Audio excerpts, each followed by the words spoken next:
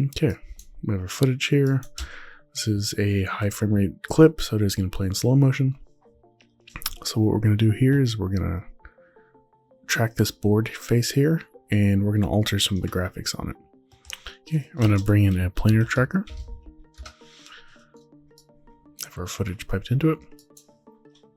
Send that to the viewer, and I'm going to start on the very first frame. And I'm going to pick the area I plan on tracking. And I think I will just bring it in just a bit so that it tries to only pick up the details that are on the board. And then we are on the 0 frame, hybrid point area. I'm going to leave this as perspective, and then I'm going to track forward.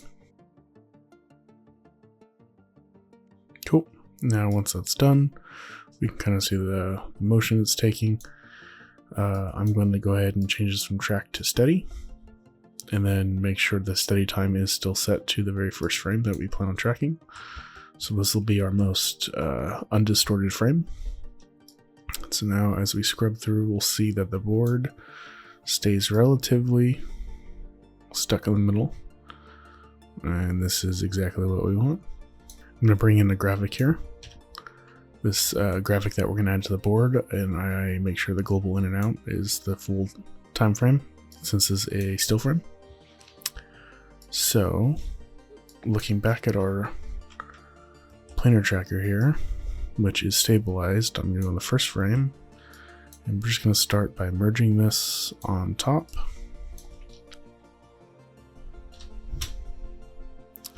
And then we can start playing with this. Let's get it down to the size that we want it on the board. So I'm going to go to the merge, and I'm going to take the blend down so I can kind of see it at half opacity. And then I'm going to add a transform after our artwork. And so this I'm going to take and reposition it, scale it down. I kind of think it would work well going in between the trucks, so we don't really have to do very much roto, so we can keep scaling this till it fits. I'm just trying to have it go from here to about here. I think this will do just fine. So now we can scrub and see it's kind of doing what we want. So I'm going to go into our merge node, and I'm going to bring the blend back up, and then I think I'm going to pull it back just a little bit, and we'll start at about 0.85, 0.84. The next thing I'm going to do is create a color corrector node, and I'm going to pipe in our stabilized footage back into this. And when we look at this, we should have regular footage again. I'm going to desaturate it, and then I'm going to raise the contrast up on it. And then after that, I'm going to add a time stretcher node and make sure that it is set to the 0 frame in our source time. So now when we drag this into our viewer, we essentially have created a still frame. And now what we can do is take this still frame black and white image, and I think in the color corrector I will go in and crank this higher, and then we'll pipe it into the mask input of the merge. So now if we look at that, it's done nothing, so we have to go into the merge and change in our settings tab, change the channel from alpha to luminance since it's a black and white image. And now we've kind of gotten it to take on more of the broken texture of the paint and the board. If we look at our image here. So we're giving it black and white values for the graphic to actually show through. So with the color corrector in one of our viewers, and then our combined merge in this bottom viewer, we can go into our color corrector and start playing with some of these toggles to see exactly what it's doing. So keeping the contrast high is looking what we want, and then we can play with the gamma a little bit, maybe bring it down, and that kind of starts to eat away a lot more.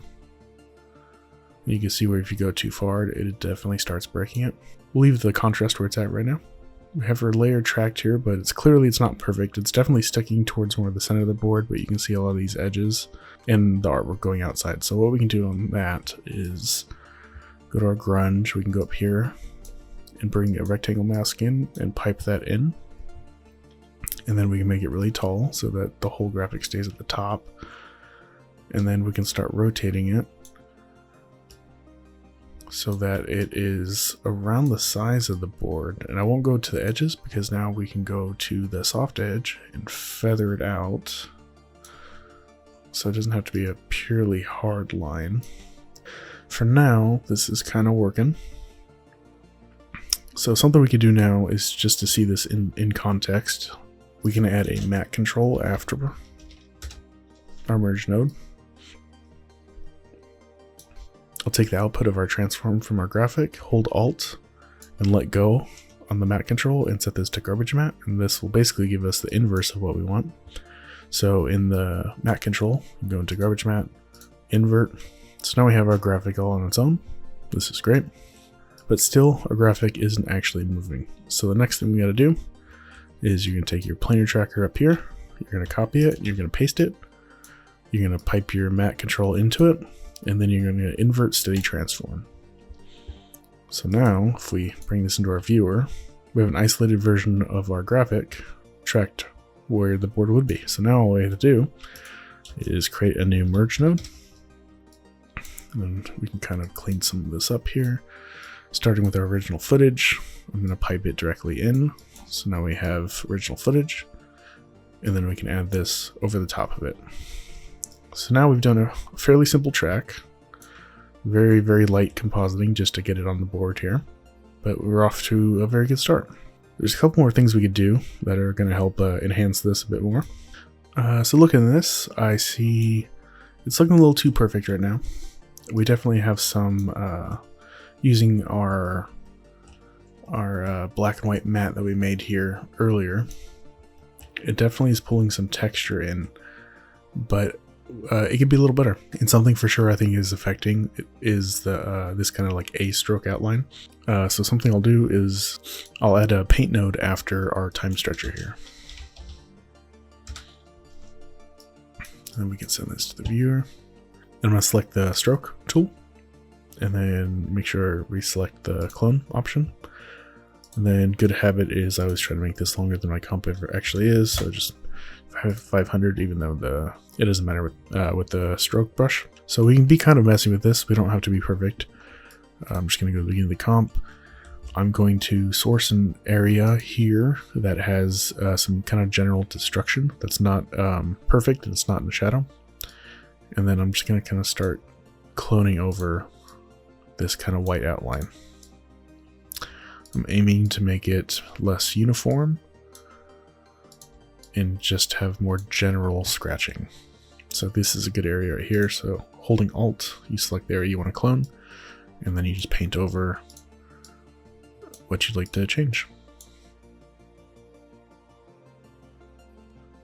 So that should be enough now. We can kind of see what this is going to look like at the very end of our composite here.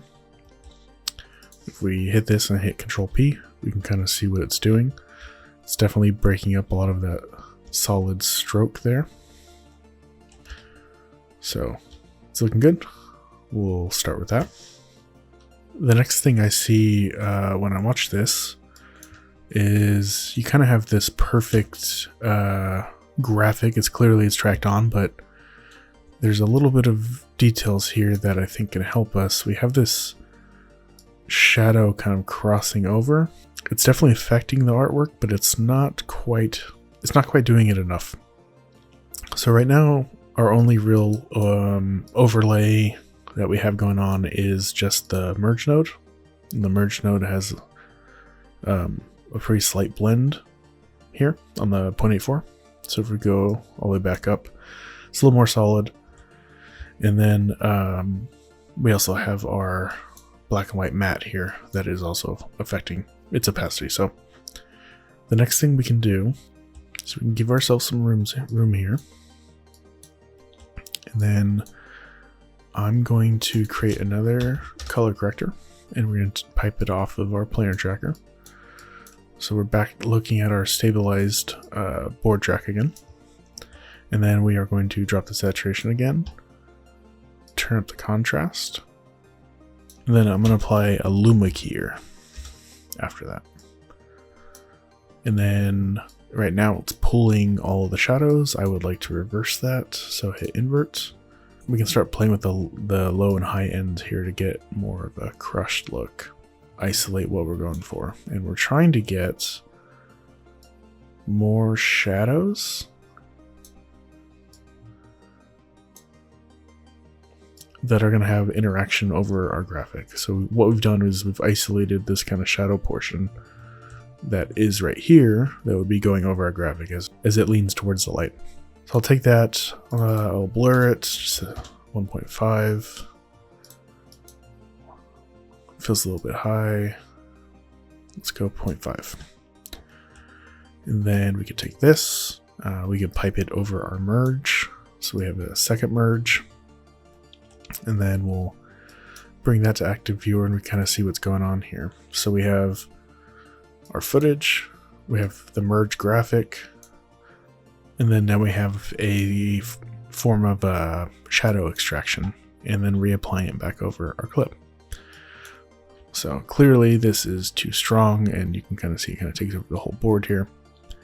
But what we do is go into this merge and we just bring this blend way down. Let's go something like that. And then let's look at our matte control. Luckily, because we are applying the shadows back over the top of the whole clip, you get an effect that goes over the whole board that we don't want, but because we have our matte control, that is only going to cut out where our graphic is actually at. So now we have our graphics that are having a form of shadow and light pass going over it. So let's look at our final comp here and we can kind of watch what's happening. So right there we have shadows coming over and they're definitely getting darker, and then as the graphic points from shadow into the sun,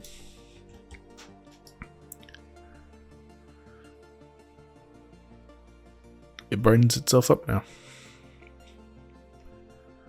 This is looking very good. The next thing I'm seeing is it does look too sharp compared to our footage on our board. So what we do here is just after our artwork, we can add a blur and then on and off that, judge what it's doing. Let's just change this to 5. Definitely softens it up more. Let's see how that looks. That's probably too far. Let's cut that in half, just go to 2. Just don't want it to look too vector. A little tip here, if you're having trouble having it play in real time, especially when you're dealing with more frames in your composition, go to the node that you'd like to preview like we are now, and you can right click, create a play preview, and then you can make this in your left viewer or right viewer. I'm going to hit right viewer. And then you can either do a previewed version of the node you're going to watch or final. I'll do final. And this will essentially render it to your RAM and give you whole frames as if you had rendered it. And it'll allow you to play back everything in real time and make judgment calls on what you'd like to change. Now once that's done, you'll have a little frame count here. At this point, it won't actually do anything if you were to scrub. You have to right click and hit play. And the interesting part here is that you can actually take your footage, put it into another viewer, hit play, and have that do its own thing in real time, and then you can hit play here and they will play independently, and then you can actually stop and scrub your own timeline above while your rammed preview plays here. So now that we can watch this cached out, I like to hit loop and play. And then you can even hit full screen to truly watch it. Full screen play.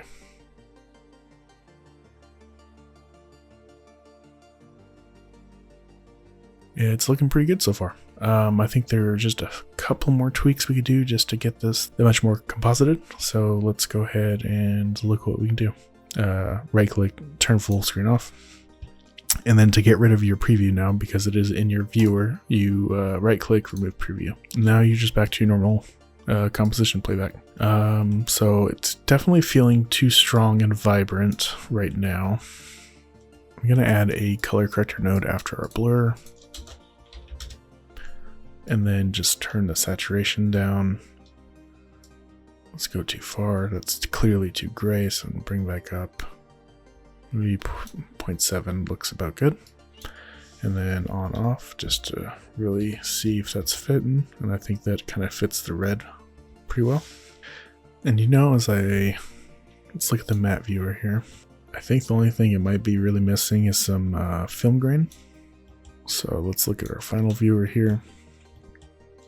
We can bring in film grain, and holding shift will put it after our tracker. And we can see it already has too much.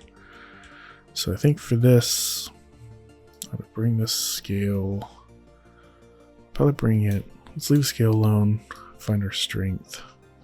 Doesn't need much, but I think the size can be bigger because we are pretty small in pixels on 1080 right now.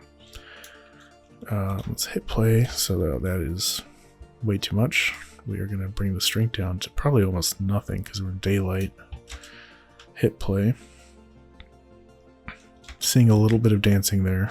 That's doing really well. Yeah, let's go with that for now. Adding a little bit of dancing movement in there does a lot, because you're subconsciously seeing it over here. Any kind of shadows, you're going to see it pop. So just seeing something there helps integrate it a bit more. So now something I think, like looking at this kind of like this area where it's in full sun and coming back through shadow, we can kind of control some of that with our Luma keyer here. If you bring this into this other viewer, we can kind of play around. If we drag these around, it's kind of giving us different dark and shadow. You can see there's not anything that's going overlaid. So as we bring these back or bring it forward, it's introducing more gray tones. Things like that are going to affect as light hits, because it's just gradiating across it. So as it goes into full shadow, now we have more of a darkened version, because the logo is facing away from pure sunlight now. So we have it's a brighter in sunlight, and then as it faces away, it's a little darker. And I think that was a better tweak there. There, it almost looks too bright. Maybe we can slide the high end up and down. Let's just go with this for now. Basically, we're at 0.28 and then 0.6. I think this is looking pretty good. So we have our final image here, final merge here. We can go over here and then drag in our original footage, and we can see exactly what we've applied to it here.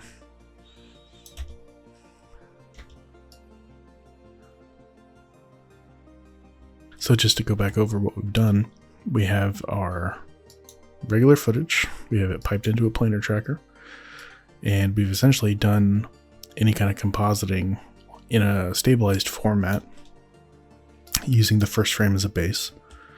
And so at that stage, we've piped in a graphic that we've kind of cut and trimmed. We blurred it, we pulled some of the color out of it, we've scaled it and sized it to the first frame that we're lining up onto the board, and then we merged it over. And then we've taken our planar tracker and we've created a black and white map.